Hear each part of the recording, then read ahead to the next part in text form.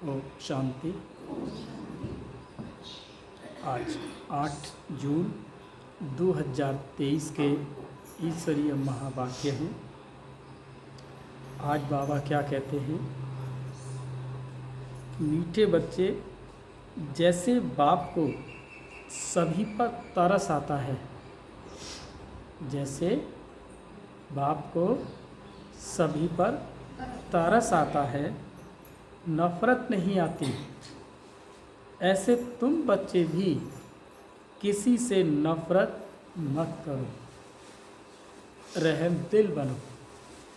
क्योंकि अगर नफ़रत होगी तो बाबा से जो तुम्हें सही और शुद्ध आंसर जो मिलना चाहिए था वो नहीं मिल पाएगा। क्योंकि नफ़रत बाबा की डिक्शनरी में नहीं है। बाबा जो सूक्ष्म इशारे जो देता है वो उन्हीं बच्चों को प्राप्त होते हैं जो नफ़रत से परे होते हैं। इसीलिए हमें किसी से नफ़रत नहीं करनी। आज का प्रश्न है कि रहम दिल बाप का सारे विश्व के प्रति एक ही प्लान है, वो कौन सा? तो उत्तर देते हैं बाबा कि सभी मनुष्य आत्माओं को तत्वों सहित पतित से पावन बनाना, मुक्ति और जीवन मुक्ति का वर्षा देना, यह एक ही प्लान बाप का है। तुम बच्चे बाप के मददगार हो। तुम्हें पहले अपने पर रहम करना है, श्रीमत पर चल अपने को पावन बनाना है, फिर सभी को विकारों रूपी गंदगी से निकालने की सेवा करनी है। तो आज भगवान से हम बच्चे लोग मंदिरों में मांगने जाते हैं, लेकिन भगवान आज क्या कह रहा है हमसे? हम बच्चों से मदद मांग रहा है, सहयोग की उंगली मांग रहा है। और वो सब मनुष्य क्या समझते हैं कि हमें भगवान से वो मदद लेने के लिए जाते हैं, और यहाँ भगवान हम बच्चों से मदद मांगता है। तो कितना बड़ा अंतर है, समझ में आया भगवान का? गीत है आज, कौन आया मेरे मन के द्वारे। ओम शांति। कौन आया? बाप आया। किसके पास? बच्चों के पास। बच्चे किसके पास आए हैं? बाप कहते हैं मेरे पास। अब तुम सम्मुख बैठे हो, जानते हो बाप बहुत रहम दिल है। बाप जानते हैं कि इन हमारे बच्चों को माया ने बहुत दुखी और पतित किया है। बाबा कह रहे हैं अपने बच्चों से कि मेरे बच्चों को माया ने बहुत पतित और दुखी किया है। ये बच्चे नहीं जानते, बाप जानते हैं। तो बाप को तरस पड़ता है ना, नफ़रत नहीं आएगी। बाप कहते हैं मैंने तुमको सुख के संबंध में भेजा था। 5000 वर्ष की बात है। फिर ड्रामा अनुसार माया ने तुमको दुखी किया है। पहले तुम सतो प्रधान थे, बिल्कुल सतो प्रधान थे। फिर रजो में आए, फिर तमो में आए हो। यह मैं जानता हूँ, वो जानी जाननहार जानता है। अब तक तुम बच्चे नहीं जानते थे, क्योंकि हम बच्चे जो जानते थे उसे वही समझते थे कि यही सत्य है, यही है जो कुछ है। लेकिन आज बाबा ने आकर के हम बच्चों को बताया, तुम नहीं जानते थे, मैं जानता हूँ, तुम मेरे बच्चे हो, क्योंकि तुम आत्माएं उसे मंदिरों में, मस्जिदों में, गुरुद्वारे में, यानी कहाँ कहाँ ढूंढती रहे आप लोग, है ना, भगवान को ढूंढते रहे। अगर भगवान को ढूंढने की अगर हमारे आपके अंदर बुद्धि होती तो कब के ढूंढ लेते। तब बाबा ने कहा कि मैंने आकर के तुमको ढूंढा है। तब उसने कहा तुम मेरे बच्चे हो, मुझे ही आना होता है। तुम बच्चों को पावन बनाने, राज्य भाग्य देने बच्चे भी समझते हैं, बरोबर बाप आया है, प्रेम का सागर, शांति का सागर, हमको सुख शांति की दुनिया में ले जाते हैं। बाप जानते हैं ये माया ही सबका बड़े से बड़ा दुश्मन है, इसीलिए मैं आया। परंतु हूँ मैं विचित्र, इसीलिए मुझे पहचानती नहीं। विचित्र माना मेरा कोई मनुष्य जैसा, मेरा देवताओं जैसा चित्र नहीं है, इसीलिए मुझे क्या कहते हैं, विचित्र कहते हैं। मैं एक अशरीरी, मैं एक निराकार पुंज हूँ, मैं एक प्रकाश हूँ। लोगों ने मुझे, मनुष्यों ने मुझे क्या कह दिया कि मेरा कोई आकार नहीं है, उसका कोई आकार नहीं है। तो विचित्र का मतलब ही है कि मनुष्य जैसा और देवताओं जैसा उसका कोई चित्र नहीं है। आगे समझते थे कि श्री कृष्ण ने आकर राजयोग सिखाया, स्वर्ग का मालिक बनाया था, परंतु कब और कैसे बनाया ये नहीं जानते। अभी बाप को बहुत रहम आता है, क्योंकि जानते हैं कि बच्चे माया अर्थात 5 भूतों के बस हो पड़े हैं,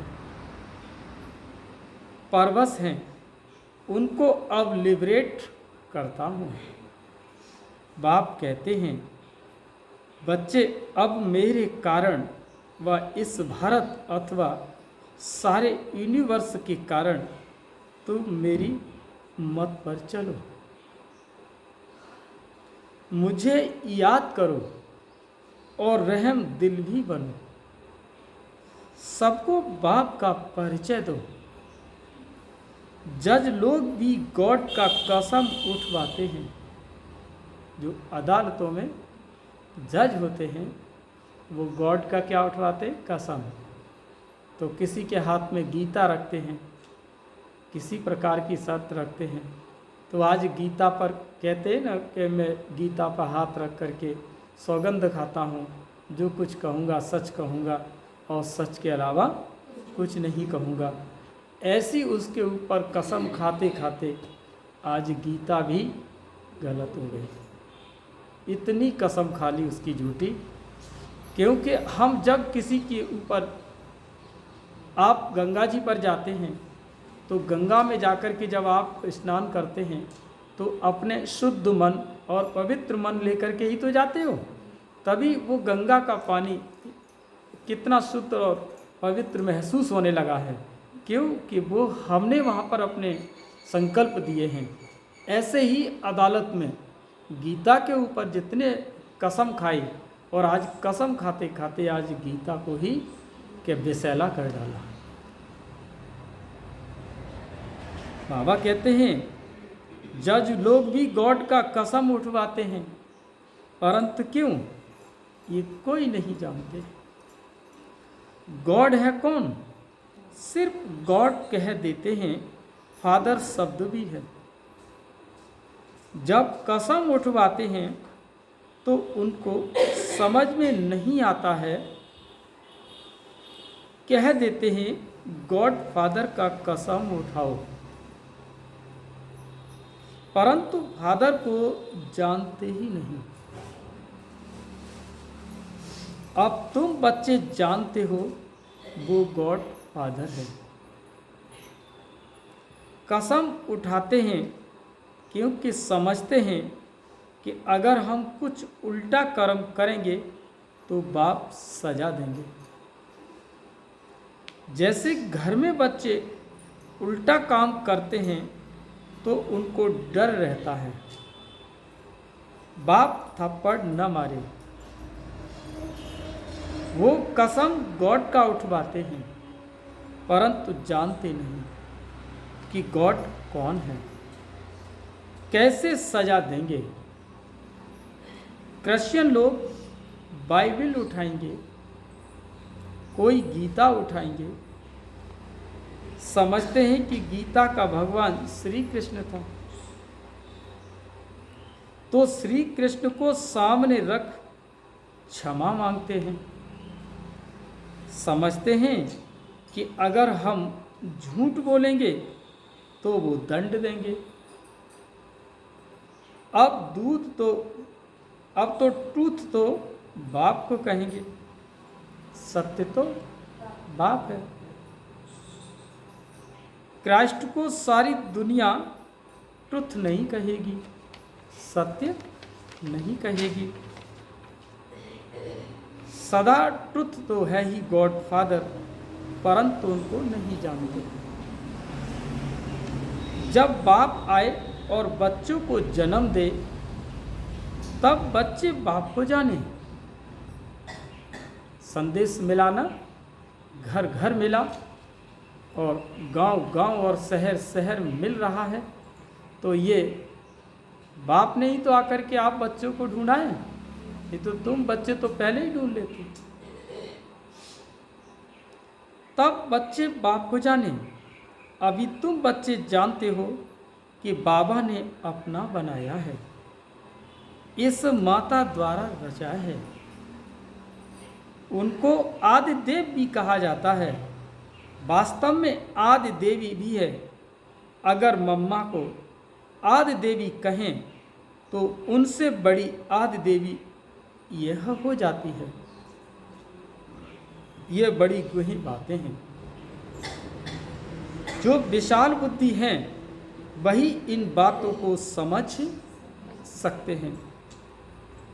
कहते भी हैं बाप पतित को पावन बनाने वाला है। अच्छा, पावन दुनिया कौन सी है? क्या मुक्ति को पावन दुनिया कहें व जीवन मुक्ति को पावन दुनिया कहें? ये कोई जानते नहीं। गाते तो बहुत हैं। उन्हों की बुद्धि में सिर्फ ये है कि परमात्मा आता है, परंतु उनका रूप आदि नहीं जानते। फिर कहते हैं कि वो सर्वव्यापी है। अगर परमात्मा सर्वव्यापी होता तो फिर गीता में ये वायदा क्यों किया कि जब जब धर्म की गिलानी होगी तब तब मैं धरती पर आऊँगा? तो फिर सर्वव्यापी की बात ही उड़ जाती है। अब कुछ समझ में आने लगा है। ये ज्ञान क्या कहते हैं? ज्ञान का कहने का अर्थ ही है कि हमारे अंदर समझ पैदा हो जाए कि परमात्मा को सर्वव्यापी कहा और फिर गीता में वायदा किया कि जब जब धर्म की गिलानी होगी तब तब मैं आऊँगा। तो आप पहले से ही थे, तो फिर वायदा क्यों किया? बाप बहुत रहमदिल है, प्यार का सागर है, तो बच्चों को भी रहम करना चाहिए, प्यार करना चाहिए। बाप बहुत रहम करते हैं। उनको कहा जाता है मर्सीफुल। बाप कहते हैं तत्वों सहित सारी सृष्टि पर मैं मर्सीफुल हूँ, नॉलेजफुल हूँ, प्यार में भी फुल हूँ, बहुत प्यारा बनाता हूँ, जैसे श्री कृष्ण कितना प्यारा है, उनके घराने में सब प्यारे हैं। आज हम सब आपस में बैठे हैं, कितना प्यार है आपस में। बाबा ने सब छांट छांट के इकट्ठा किया है, जैसे कुदरत ने लौंद को छांट के इकट्ठा किया है, ऐसे ही बाबा के प्यार ने हम सबको छांट के इकट्ठा किया है। तो छट छट के आ रहे हैं ना सभी, तो बाबा कहते हैं ना, तो फिर कितना प्यार होता है आपस में। तो बहुत प्यारा बनाता हूँ, जैसे श्री कृष्ण कितना प्यारा है, और उस वक्त उस घराने में थे इतने, वो सब प्यारे थे, है ना, सब प्यारे थे। वास्तव में डिनाइस्टी हमेशा राजा की कही जाती है, किंग एडवर्ड दी राजा ही कहेंगे, प्रिंस ऑफ वेल्स की नहीं कहेंगे। किंग, बाबा कहते प्रिंस फिर किंग हो जाता है।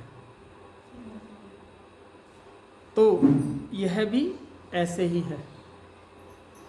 कृष्ण का कनेक्शन श्री कृष्ण की राजधानी से बहुत है। कृष्ण का कनेक्शन कृष्ण की राजधानी से बहुत है। वह कृष्ण लोग श्री कृष्ण की राजधानी से बहुत कमाते हैं। बाबा कहते हैं पहले श्री कृष्ण की राजधानी को अपने हाथ में ले लेते हैं, फिर देते हैं। श्री कृष्ण की कहें अथवा लक्ष्मी नारायण की राजधानी थी ना, अब वे कृष्ण श्री कृष्ण को विश्व की राजधानी दे देंगे। कितना वंडरफुल राज है। आज रिपीट हो रहा है। क्या हो रहा है? आज रिपीट हो रहा है, परिवर्तन हो रहा है। जो पहले देते हैं वो बाद में फिर देंगे। अब वो ही श्री कृष्ण की राजधानी को मदद भी दे रहे हैं। आखिरी सारी राजधानी श्री कृष्ण को दे करके जाते हैं। इसीलिए श्री कृष्ण के मुख में मक्खन दिया है। ऐसे नहीं कि मक्खन का कोई गोला है। बाबा क्या कहते हैं? ऐसे नहीं कि मक्खन का कोई गोला है। दो बंदर आपस में लड़ते हैं तो माखन श्री कृष्ण को मिल जाता है। तो दो बंदर लड़ने का मतलब कि देश विदेश में आजकल बंदरपना ज़्यादा है।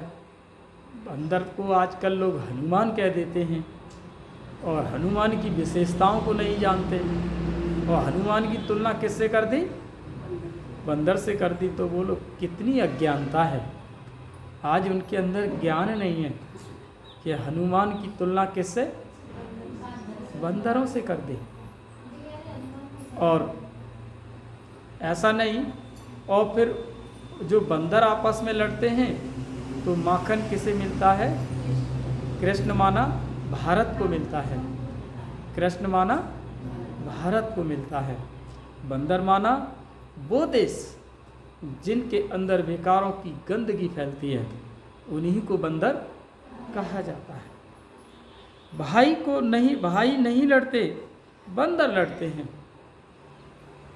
5 विकार भी बंदर में भी मशहूर है।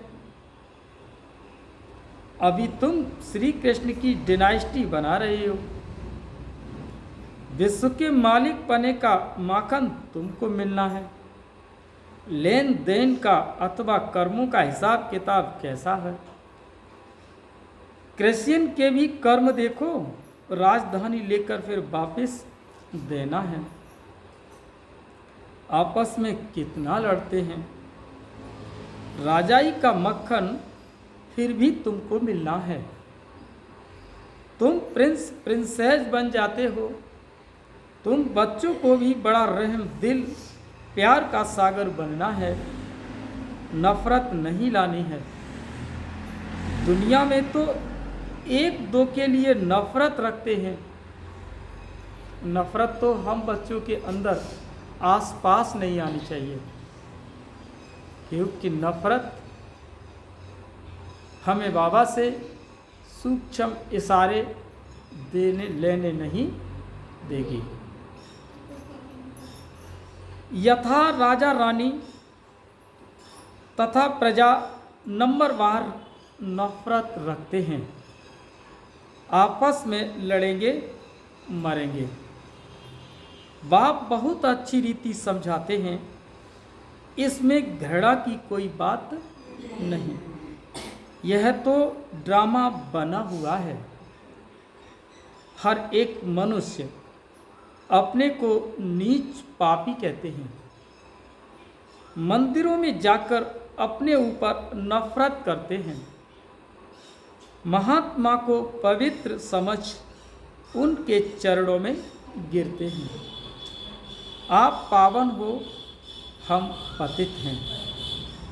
इन सब बातों को तो बाप ही जानते हैं। मनुष्य गॉड फादर के नाम पर कसम उठवाते हैं, लेकिन वह भी झूठा कसम हो जाता है, क्योंकि गॉड फादर को नहीं जानते। अगर गॉड फादर को कह कसम उठाएं तो बुद्धि में आए कि उनसे तो हमको वर्षा मिलना चाहिए। स्वर्ग क्या होता है यह किसी को भी पता नहीं। अरे तुम तो कहते हो कि फलाना मरा और स्वर्गवासी हुआ, तो कहाँ गया? कुछ भी समझते नहीं। बाप को कोई के लिए नफरत नहीं है, सबके लिए प्यार है। अभी तुम बच्चे सम्मुख हो, बच्चों को खास बाकी जनरल समझाते हैं। तुम बच्चों को पढ़ाकर जीवन मुक्ति देता हूँ। बाबा सिखा रहा है आपको, राजयोग सिखा रहा है, पढ़ा रहा है, किसके लिए? जीवन मुक्ति के लिए। तो जीवन मुक्ति कहाँ मिलती है? परम धाम में मिलती है। और सबको मुक्ति धाम में ले जाता हूँ। मेरा सब पर प्यार है। उस गवर्नमेंट के तो अनेक प्लान्स बनते रहते हैं। बाबा कहते हैं मेरा एक ही प्लान है, पतित मनुष्य को पावन देवी देवता बनाना है। मनुष्य कहते भी हैं पतित पावन आओ, फिर उनको न जानने के कारण कह देते हम ही पतित पावन हैं। तो बाप समझाते हैं पहले तो बड़े ते बड़े चीफ जस्टिस की सर्विस करो। उन्हें समझाना चाहिए आत्मा का बाप तो एक है, उनका कसम तुम क्यों उठवाते हो? क्या कसम उठाने समय श्री कृष्ण याद आता है? क्रिश्चियन से पूछो कि क्राइस्ट याद आता है या गॉड फादर? जानते हो कि पाप करेंगे तो दंड भोगना पड़ेगा, परंतु बाप दंड कभी नहीं देता। ये करण करावन हार है। धर्मराज द्वारा सजा दिलाते हैं। गॉड तो मोस्ट बिलवेड बाप है। वह झूठे कलंक लगाते हैं कि बाप ही सुख दुख देते हैं। कोई बात बन जाती है तो कहते हैं कि जो कुछ किया बाप भगवान ने किया, खुशी हुई तो भगवान ने दी, दुख हुआ तो भगवान ने दिया। तो बाबा कहते हैं अभी लोग मनुष्य समझते नहीं हैं, सुख दुख देते वही देते हैं। तो क्या बेरहम है? जब दुख देंगे तो फिर भगवान कौन हो गए? बेरहम हो गए कि नहीं हो गए? लेकिन बाबा क्या कहते हैं, क्या तुम अपने बच्चे को दुख दे सकते हो? तो भगवान के तो तुम बच्चे हो, तो तुम्हें वो दुख कैसे देंगे? न समझने के कारण ऐसा कहते रहते हैं। अब भगवान की महिमा समझ में आ रही है? अब तक तो हम पता नहीं बच्चे कहाँ भटक रहे थे, क्या बोलते थे भगवान को, उल्टा उनके ऊपर दोष लगाते थे कि बच्चे ने जन्म लिया तो भगवान ने दिया, खुशी हो गई, और गड़बड़ हो गया तो भगवान ने छीन लिया, दुख दे दिया। तो भगवान तुम्हें दुख भी दे रहा है और सुख भी दे रहा है? ऐसा नहीं, भगवान तुम्हें सदैव सुख देता है। गाते भी है मर्सीफुल, वो दयावान है। बाप कहते हैं मैं कैसे बेरहमी करूँगा, माया ने तुम्हारे पर बेरहमी की है, मैं तो उनसे छुड़ाता हूँ। माया ने तुमको श्रापित किया है, यह भी खेल है। सुखधाम को दुखधाम होना ही है। भारत ही सुखधाम था, अब दुखधाम है। बाबा फिर सुखधाम का मालिक बनाते हैं, परंतु ऐसे थोड़े ही दुखधाम का मालिक खुद ही बनाएंगे। बच्चे कहते हैं बाबा प्यार का सागर है, बाबा आपकी श्रीमत पर चल हम अपने को पावन बनाएंगे, अपने पर रहम करेंगे। जितना टीचर से पढ़ेंगे उतना अपने ऊपर रहम करेंगे, नहीं तो नापास हो पड़ेंगे। अब तुम्हारी बुद्धि में अच्छी रीति नॉलेज है, तुम जानते हो नॉलेजफुल, मर्सीफुल, पतित से पावन बनाने वाला एक ही बात है, तो उनकी मत पर चलना पड़े। अपनी मत माना रावण की मत, श्रीमत पर न चल अपनी मत पर व किसी मनुष्य की मत पर चलते हैं तो धोखा खा लेते हैं। श्रीमत पर कदम कदम चलें तो बेड़ा पार है। चढ़ाई बहुत ऊंची है, मंजिल बहुत ऊंची है। माया के तूफान किस्म किस्म के आते हैं, पता नहीं लगता। कभी किसी के, कभी हमारे संबंधियों के तूफान आ जाते हैं, कभी घर गृहस्थियों में आ जाते हैं, कभी आपके युगल से तूफान आ जाते हैं। तूफानों का पता नहीं लगता किस तरह से बन कर के तैयार हो जाते हैं। लेकिन हमें बुद्धि के द्वारा, बुद्धि बल के द्वारा, परमात्मा के सहयोग के द्वारा उन तूफानों को हमें क्या तोहफा बनाना है। परंतु बाप को कोई पर नफरत नहीं, बच्चों को भी ऐसा बनना चाहिए। अजामिल जैसे पापी तो सभी हैं। एक गीत में भी है ना कि मैं एक छोटा सा बच्चा हूँ, है ना, गीत सुनाए ना, मैं एक नन्हा सा, मैं एक छोटा सा बच्चा हूँ, हाँ तुम हो बड़े बलवान। जैसे कहते हैं ना कि मैं एक मास का बच्चा हूँ।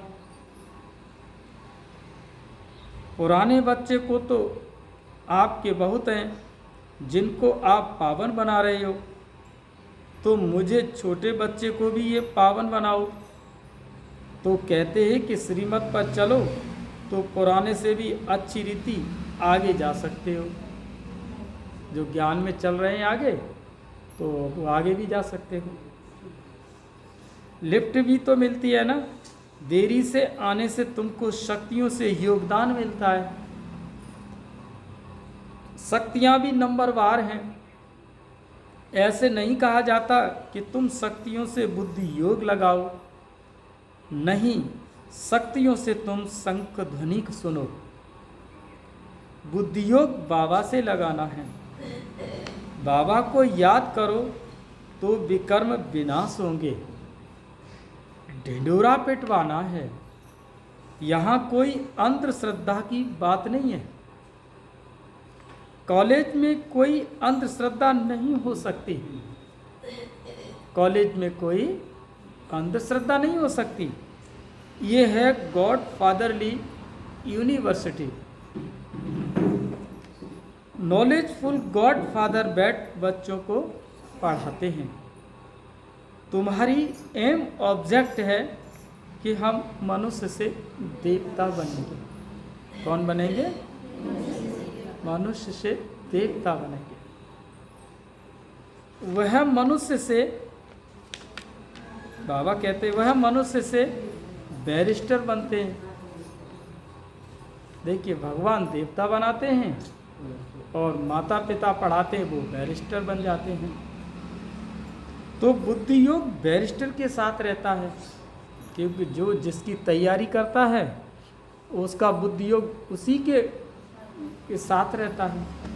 बाबा हम बच्चों को देवता बना रहा है, तो हम लोगों का बुद्धि योग देवताओं की ओर रहता है, डॉक्टर के साथ नहीं रहता। वो बैरिस्टर बनते तो बैरिस्टर के साथ रहता है। यह भी कॉलेज है, न कि अंधश्रद्धा। एम ऑब्जेक्ट है, मुख्य उद्देश्य आपके साथ है। गॉड फादर हमको पढ़ाते रहते हैं, गीता में भी भगवान वाच्य है न, परंतु भगवान कौन? लोग जानते ही नहीं मनुष्य कि भगवान कौन है। कहीं पर 4 ईंटें रख दी, उसके ऊपर चूना लगा दिया, चलो एक अगरबत्ती ठोक दी, अंधश्रद्धा शुरू हो गई। कैसी हमने देखा है आंखों से। बाबा कहते हैं गॉड फादर हमको रोज पढ़ाते रहते हैं, गीता में भी भगवान वाच्य, परंतु भगवान कौन है ये गीता वाले भी नहीं जानते। ये ब्रह्मा भी कहते हैं कि हम भी गीता पढ़ते थे। अभी के मनुष्य शास्त्रों को नहीं मानते, गीता को उठाने से उनकी बुद्धि चली जाती है श्री कृष्ण की तरफ।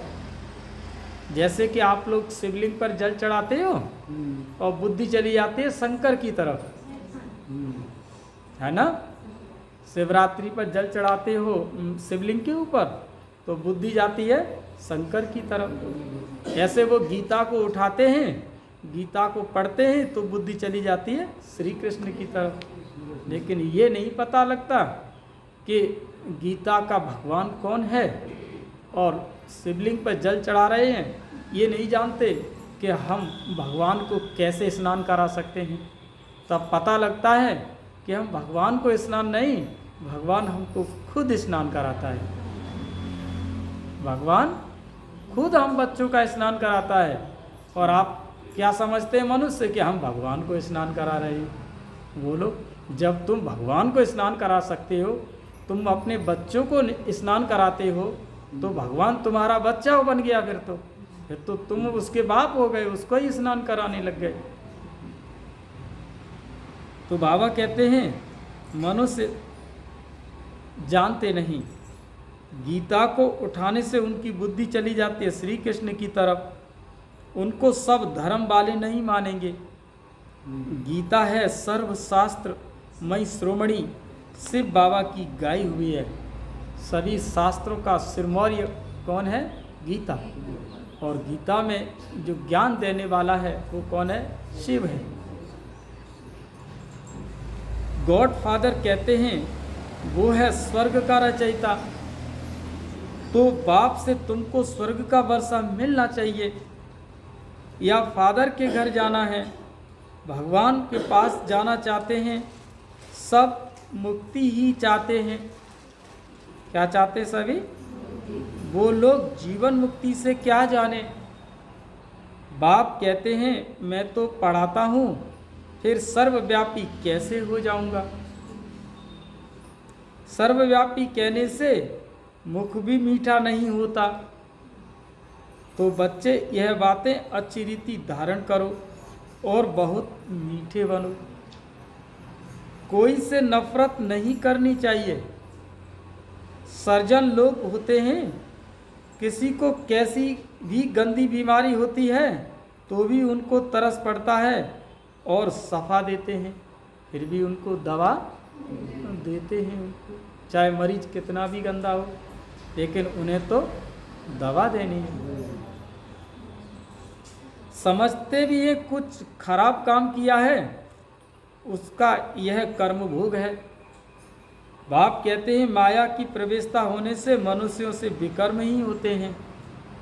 और पतित बन जाते हैं, 5 विकारों को खराब समझते हैं, तब तो सन्यासी भी भागते हैं। पवित्रता का मान बहुत है। यह तो समझते हो कि हम पहले देवताओं को नमन करते हैं, पीछे सन्यासियों को किया है, क्योंकि वे भी पावन बनते हैं। अच्छा, अब क्या होना चाहिए? मीठे मीठे सिकी लदे बच्चों प्रति माता पिता बाप दादा का यह प्यार और गुड मॉर्निंग। रूहानी बाप की रूहानी बच्चों को नमस्ते। हम सभी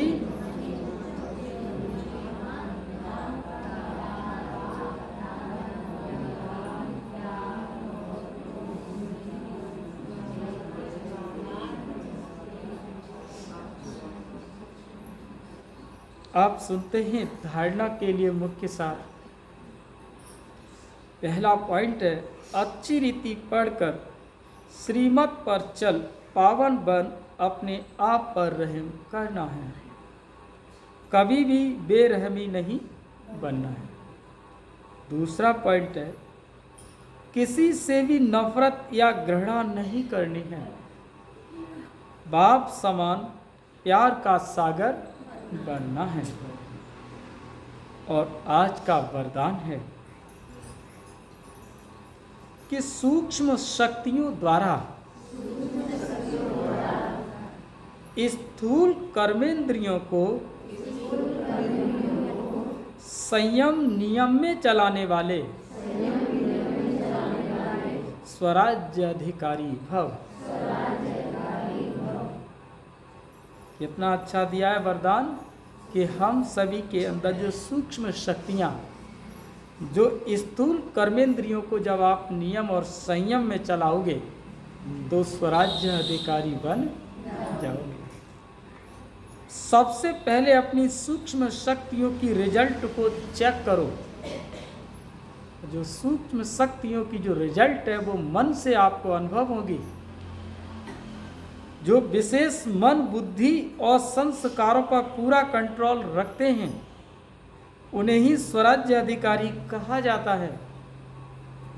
यह सूक्ष्म शक्तियां ही स्थूल कर्मेंद्रियों को संयम और नियम में चला सकती हैं।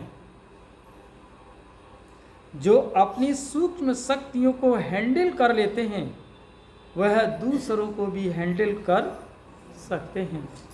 अपने को संभाल सकते हैं तो दूसरों को भी संभाल दे सकते हैं। स्व के ऊपर कंट्रोलिंग और रूलिंग पावर सर्व के लिए यथार्थ हैंडलिंग पावर बन जाती है। माना जब हम अपने ऊपर कंट्रोल पावर और स्वयं में अपने को नियम और संयम में ले आते हैं तो बाबा कहते हैं फिर वो हम सभी के ऊपर यथार्थ रीति नियम और संयम दे सकते हैं और उनको कंट्रोल के इशारे भी दे सकते हैं। आज का स्लोगन है, जिनके साथ 1000 भुजाओं वाला बाप है, फिर क्या आएगा? जिसके साथ 1000 भुजाओं वाला बाप है, फिर आगे क्या होना चाहिए? अच्छा, किसी ने कहा डरने की क्या, और दूसरे कोई बोलो, जिसके साथ 1000 भुजाओं वाला बाप है।